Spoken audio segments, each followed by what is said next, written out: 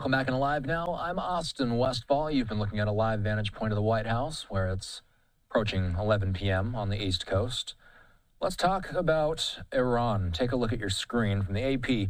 Iran increased its stockpile of uranium enriched to near weapons-grade levels before Israel launched its military attack earlier this year in June. That's according to a confidential report by the United Nations nuclear watchdog. It was also circulated to member states and seen by the Associated Press. The report by the International Atomic Energy Agency said that as of June 13th, Iran had about 71 more pounds more of the uranium compared to the previous month of May. Why does this matter? Let's ask the host of the Strap podcast and retired Marine Intelligence Officer Hal Kempfer. He's here. Before we get to the meat of the story, Hal, something needs to be clear. How does the IAEA get reliable data about Iran's nuclear program? Iran isn't exactly forthcoming with that information. This is true. And what they do is they talk to a lot of different people. They compare with a lot of other information, and they make an assessment. And it's not like a court process. It's not that they have to go before a jury and prove beyond a reasonable doubt. They make an assessment of what Iran did, and they have a variety of inputs, and a lot of countries share information with them. I wouldn't be surprised if Israel was actually sharing information with them. And you have to remember that you just had the snapback provisions by the big three up in Europe. And of course, all those three countries would have been sharing intelligence. Well, they would have been sharing information back and forth with the IAEA. So based on the summation of that, they came up with this, that there apparently was a surge effort in enriching uranium, and they got it up to 60%, which in the uranium enrichment business is a stone's throw from getting up to 90%, which is weapons grade.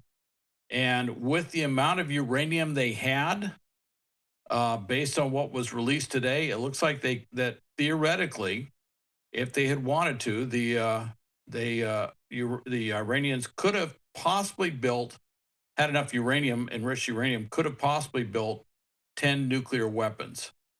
That's pretty significant. I do find that rather interesting because I recall prior to the 12-day war and during the 12-day war, there was a variety of sources coming out of Israel, some government, that basically were alluding to the fact that they could build somewhere between 8 to 10 or more nuclear weapons. And it really kind of underscores what was going on behind the scenes that the rest of us could speculate on, but we didn't know. And that they were probably operating on information that said the Iranians are at that threshold moment, and if we don't do it now, they're going to have a nuclear weapon. So I found it rather fascinating how this came out. So basically what this confirms is that they were increasing their stockpile in that short amount of time before the 12-day war happened. Mm-hmm. What does that tell you about Iran's thought process in the time leading up to the 12-day war?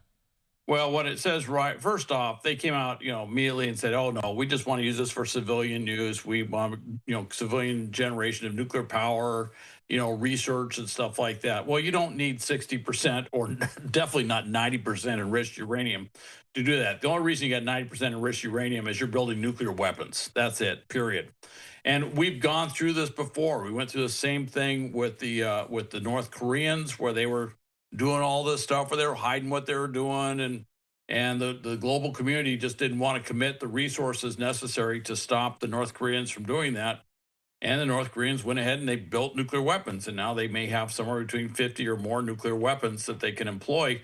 We absolutely do not want to see Iran with that. I think the whole world community, maybe the exception of Russia, does not want to see a nuclear Iran. And so this is something that they'd assessed, they looked at, and it really, I don't think that the IAEA was trying to justify what Israel did.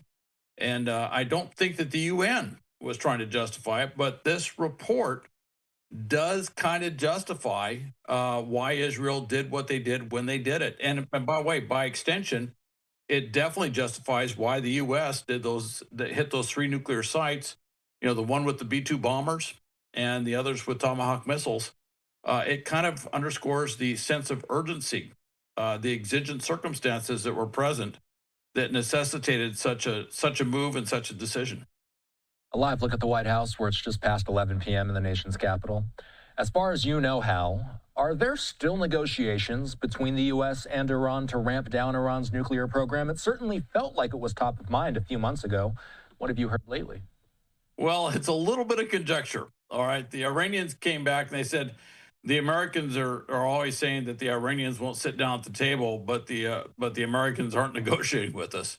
And there, I think the door's open for negotiations on both sides. You know, obviously there was a negotiation enough that the war was ended. So that ceasefire took place. That's pretty substantial. There's nothing that really blocks any negotiations. There's nothing that stops it. And certainly with the snapback provisions under the JCPOA being imposed, that Iran has every reason in the world to sit down with everyone and negotiate this situation. But the Iranians have to make a decision, which is, are they going to give up any aspirations they have for a nuclear weapon? And that means, are they willing to give up all those things necessary that they would need to create a nuclear weapon, which includes the ability to enrich uranium?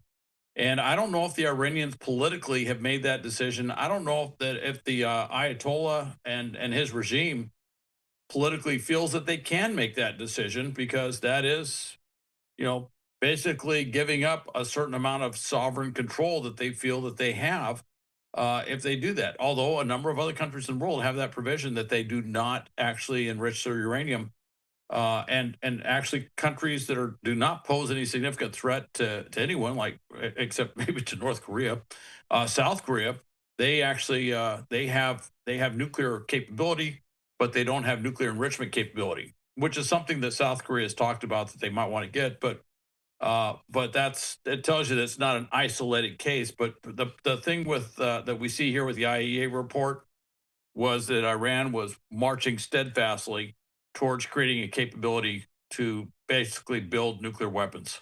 Is there any reliable intel out there to suggest where their nuclear program stands today? I was reading, by the way, that the UN has been having a hard time getting information about their program. The IAEA hasn't gotten the same amount of intel. How would you classify this? Were you reading the same things I was reading? Yeah, and I got to tell you, I'm not surprised that they're not. There's a lot of this would have come from countries like the United States, Great Britain, Israel, and let's just say that there is not the level of trust and confidence in the IAEA. Certainly not the amount of interaction, cooperative effort, and with that said, the amount of information sharing that there probably was before. So the IAEA may feel a little bit cut off from some of the sources of information that they used to have, and that's kind of going to be true probably for a while. You know, the IAEA has to do a lot to kind of build up its level of trustworthiness with certain countries of the world, i.e., the United States specifically, and there's a feeling that they just weren't doing what they should have been doing.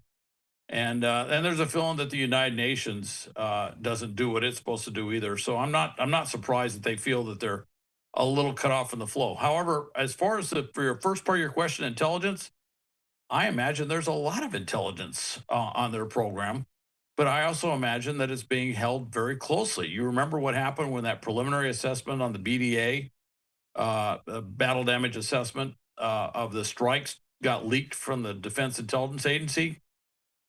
There's a lot of clamping down in Washington, D.C. and elsewhere, and other countries have also had problems. They're clamping down as well. So I imagine there's a lot of intelligence, but a lot of it's being kept out of the public eye.